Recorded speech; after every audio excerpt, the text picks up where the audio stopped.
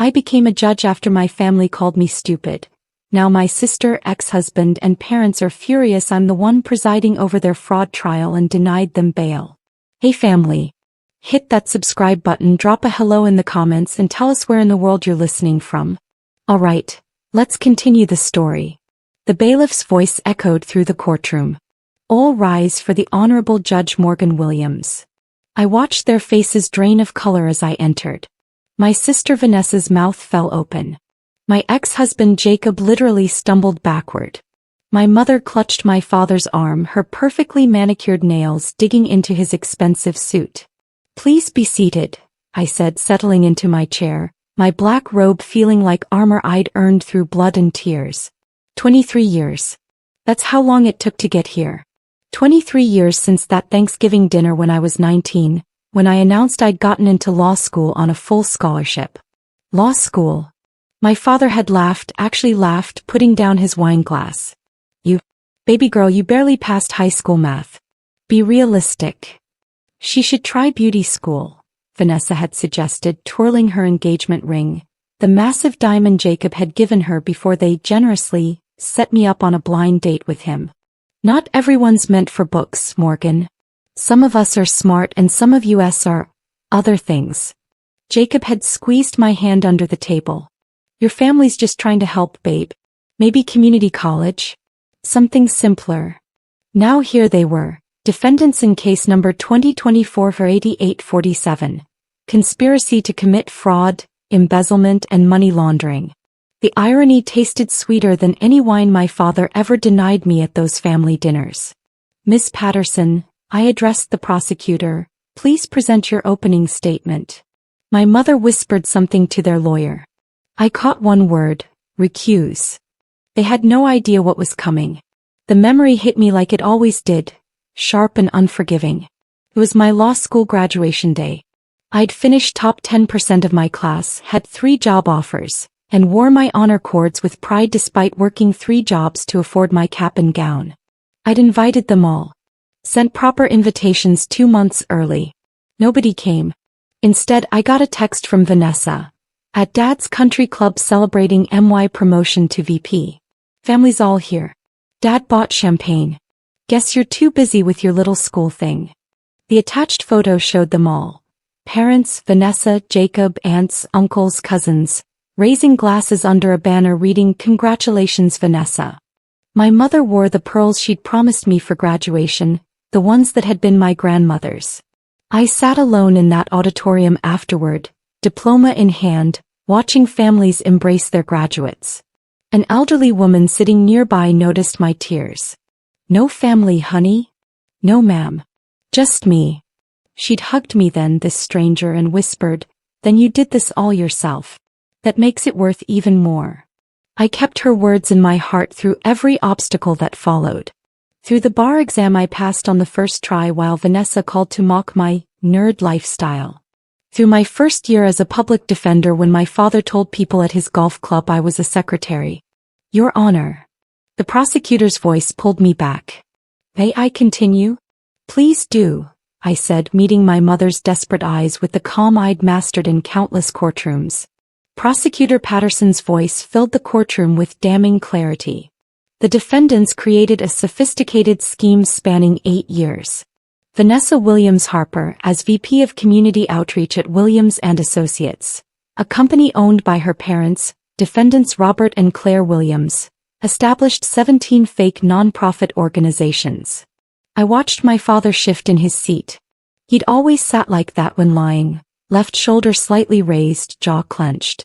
These non-profits claimed to serve underprivileged communities, specifically targeting grants meant for youth programs, housing assistance, and educational initiatives in predominantly African American neighborhoods.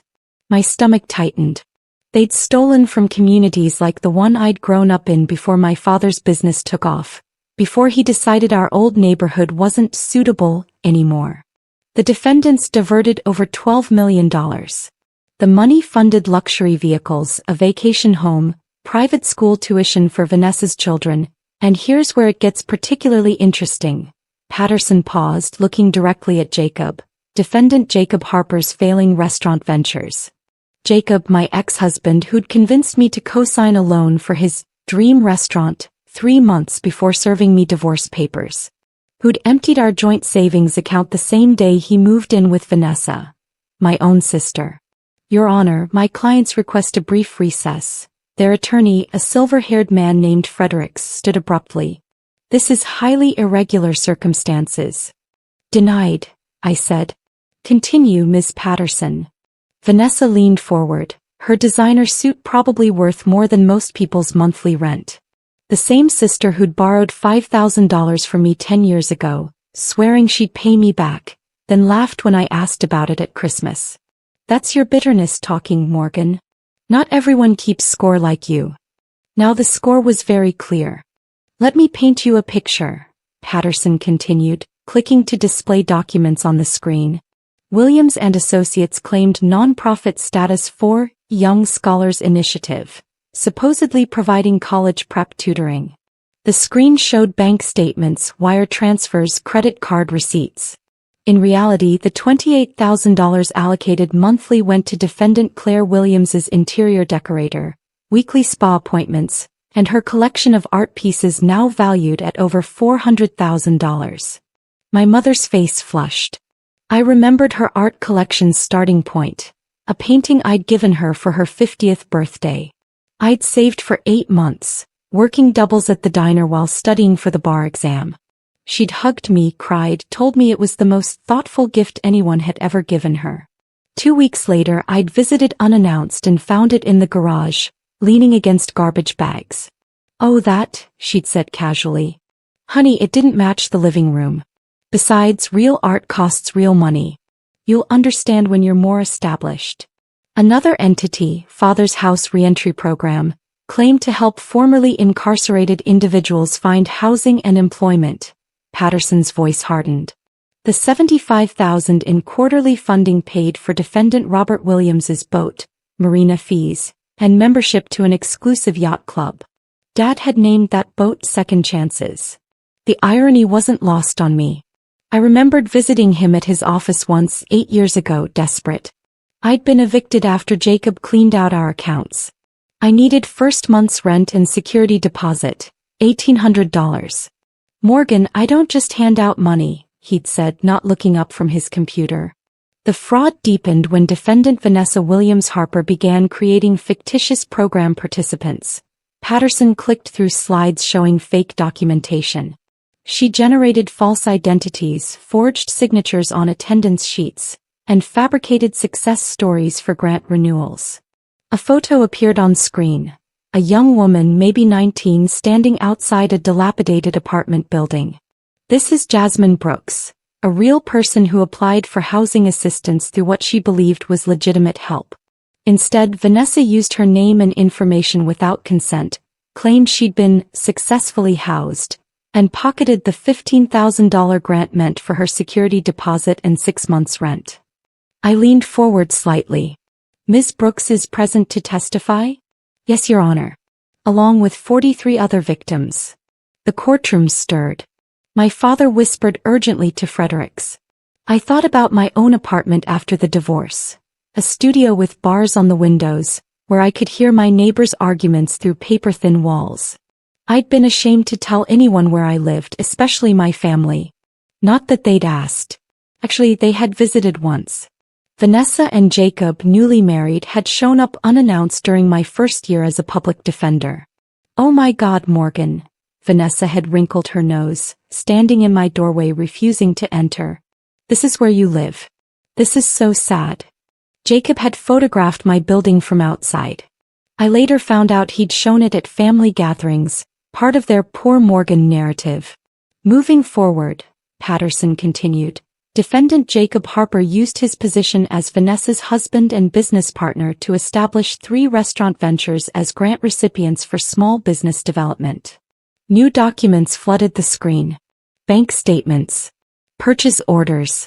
Invoices stamped paid. Defendant Jacob Harper's role was particularly calculated, Patterson stated. He established Harper's Table, Lotus Garden, and Jacob's Bistro, all claiming to create jobs for disadvantaged youth in underserved communities. I remembered Jacob's passion when we first met. He talked about opening a restaurant that would give kids like he'd been, poor, hungry, overlooked, a chance to learn culinary skills. I'd believed in his dream. I'd worked extra shifts to help him save money. I'd co-signed that loan, putting my future on the line. The grant applications promised 20 full-time positions at each location with comprehensive training programs. The reality? Defendant Harper hired 11 people total, all friends or family members at minimum wage. No training programs existed. The remaining grant money, approximately $380,000, went to luxury kitchen equipment for his personal home, a Tesla Model S, and cash withdrawals totaling $90,000. Patterson paused, letting the numbers sink in. Where did that cash go, you might wonder? Our investigation revealed regular payments to a woman named Lisa Rodriguez. Not an employee. Not a vendor. She was Defendant Harper's girlfriend during his marriage to Morgan Williams, the judge currently presiding over this case. I felt 40 pairs of eyes on me. I kept my expression neutral even as the memory of discovering Jacob's affair flashed through my mind, coming home early from court to find them in my bed, in the apartment I'd struggled to afford, between sheets I'd bought with my first paycheck as a public defender. Small world, I'd said that day standing in my bedroom doorway. Lisa had scrambled for clothes. Jacob had just stared. Get out, I'd told them both. And Jacob? That loan you convinced me to co-sign? I'll be paying it off for the next 15 years. Hope she was worth it. The relationship between defendants Vanessa Williams Harper and Jacob Harper warrants special attention, Patterson said. They began their affair while Jacob was married to Judge Williams, who was then a public defender.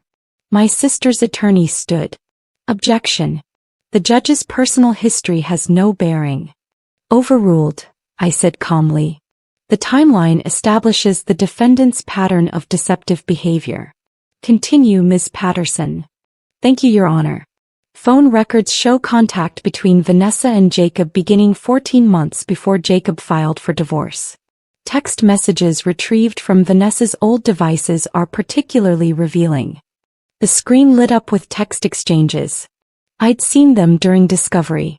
Reading them again still felt like swallowing glass. Vanessa, she's working late again. God, she's such a bore. All work, no fun. Jacob, I know. But she signed the loan. Need to keep her happy a few more months. Vanessa, poor stupid Morgan.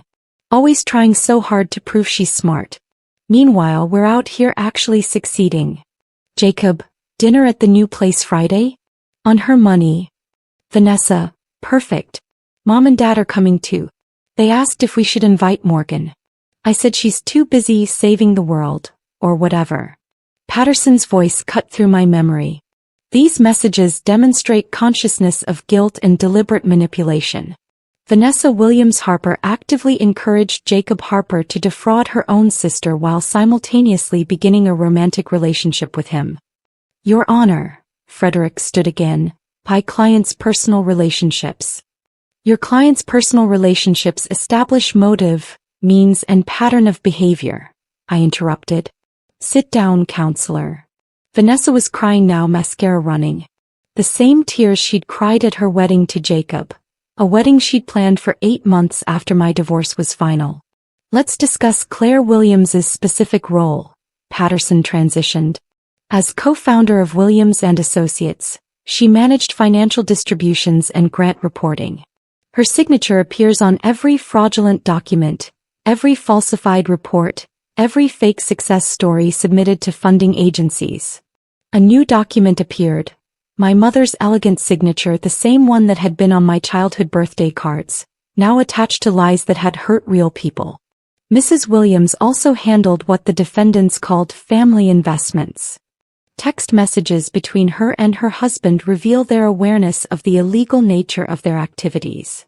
Claire, Robert the auditor is asking questions about the youth program expenses. What do I tell them? Robert, tell them we paid cash for supplies. No receipts. These people are stupid, they'll believe we're just bad at paperwork. Claire, what if they investigate deeper? Robert, they won't.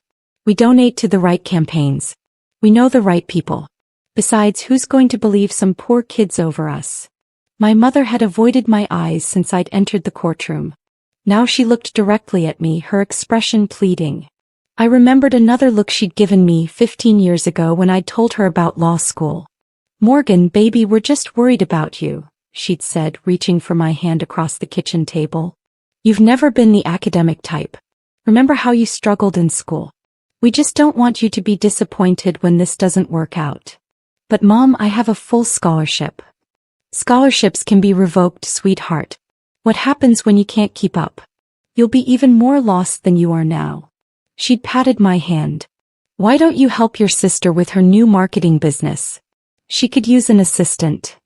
An assistant? For my younger sister. That's what my mother thought I was worth. "Robert Williams built his company on a reputation for charitable work," Patterson stated. "He spoke at community events, served on non-profit boards, won awards for philanthropy. But it was all a facade for systematic theft from the very communities he claimed to serve."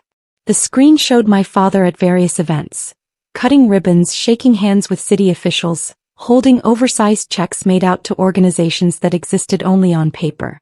Defendant Robert Williams controlled the money flow. He established shell companies, created fake vendor relationships, and used his business connections to secure grants his fake nonprofits had no right to receive. He was the architect of this entire operation. I studied my father, still tall, still commanding, still wearing the confidence that had made people trust him. The same confidence he'd used to dismiss every accomplishment I'd ever achieved. "A judge?" he'd said when I told him about my appointment to the bench 3 years ago. He'd been at his office. I'd called specifically to share the news. "They're really lowering standards, aren't they? What did you do, sleep with someone important?" I'd hung up. Hadn't spoken to him since. Until today. "The evidence shows Robert Williams personally approved every fraudulent transaction," Patterson continued. "He signed off on fake invoices, authorized transfers to his personal accounts, and when his daughter Vanessa expressed concerns about getting caught, his response was clear." Another text message appeared. "Vanessa, Dad, what if someone investigates? These numbers don't add up." "Robert, nobody's going to investigate. We're pillars of the community. Besides, even if they did, we'll hire the best lawyers.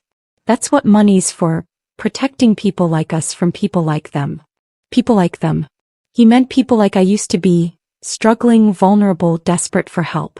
People like Jasmine Brooks. "Your Honor, I'd like to call our first witness," Patterson said. Jasmine Brooks. A young woman approached the stand, early 20s, wearing a simple dress, her hands trembling slightly as she was sworn in. "Miss Brooks, please tell the court about your interaction with the defendants." Jasmine's voice was soft but steady. "I was 19, just aged out of foster care. I heard about a program that helped people like me find housing. I filled out an application online for the Father's House Reentry Program. What happened next? I got an email saying I'd been approved for $15,000 in housing assistance. I was so happy I cried. I could finally get a real apartment, not another couch or shelter bed." Her voice broke. "But when I went to the address they gave me, the office didn't exist. I called the number. Disconnected. I emailed. Bounced back. I looked up the nonprofit. The website was gone." "How did that affect you?" "I ended up on the streets for 6 months. Lost my job because I had nowhere to shower, nowhere to keep my work clothes clean. I thought I'd done something wrong, like maybe I'd imagined the whole thing. Like maybe I was too stupid to even accept help right. I felt my chest tighten. I knew that feeling, that crushing self-doubt when people you should trust make you question your reality. Then I got a call from investigators," Jasmine continued. "They told me my name had been used in grant applications. Someone claimed I'd been successfully housed, that I'd completed job training, that I'd written a testimonial about how the program changed my life. But none of that was true. They'd stolen my name, my story, and the money that should have helped me. Can you identify who did this?" Jasmine looked directly at Vanessa. "Her. I saw her picture on the company website before it disappeared. She was the VP." Patterson called witness after witness. Each story was more devastating than the last. Leonardo Thompson, 62, a formerly incarcerated man, promised job training at Jacob's Bistro. He'd shown up for his first day to find the restaurant closed. No employees, no program. He'd lost his parole officer's trust and nearly went back to prison for failing to maintain employment. Destiny Johnson, 17, who'd applied for college prep tutoring through Young Scholars Initiative. She'd received a congratulations letter saying she'd been accepted, then nothing. She'd told her school counselor, who'd written it off as another student lying for attention. "I stopped trusting adults after that," she testified. "I figured if help wasn't real, nothing was." Andre Williams, no relation to my family, who'd been promised small business mentorship. "I had a real plan," he said, his voice thick with emotion. "A food truck. I'd saved $8,000 from construction work. The application said I'd get matching funds and business coaching. I got nothing. My name was used on their paperwork, but I never saw a penny. I gave up on my dream." Each testimony was a hammer blow. I watched my family's faces. My father's jaw tight, my mother dabbing her eyes with tissue, Vanessa staring at the table, Jacob looking everywhere but at the witnesses. During a brief recess, I overheard their whispered conversation with their attorney in the hallway. Court security allowed me to review the transcript later. "Fredericks, this is bad. The victim testimony is devastating. Robert, can't you object? Say they're lying." Fredericks, with documented evidence? Bank records? Their own text messages? No. Vanessa, what about Morgan? She has to recuse herself. This is personal. Claire, she won't. I know my daughter. She's too stubborn. My daughter. As if she'd earned that title. As if showing up to give birth earned you permanent rights to claim someone. "The prosecution rests, Your Honor," Patterson said after 3 days of testimony. "Mr. Fredericks, does the defense wish to present witnesses?" He stood, adjusted his tie, and I saw the calculation in his eyes. "Your Honor, at this time the defense renews its motion for recusal. Given your personal history with 2 of the defendants." "Denied," I said. "I've disclosed all relationships. The prosecution and defense were informed months ago. Any other motions?" "Your Honor, my clients request bail pending trial. They have deep community ties." "Community ties?" I interrupted. "Let me understand this correctly. Your clients systematically defrauded the community, stole from vulnerable populations and falsified documents for years. Those are the ties you're referencing." "Your Honor, they're not flight risks.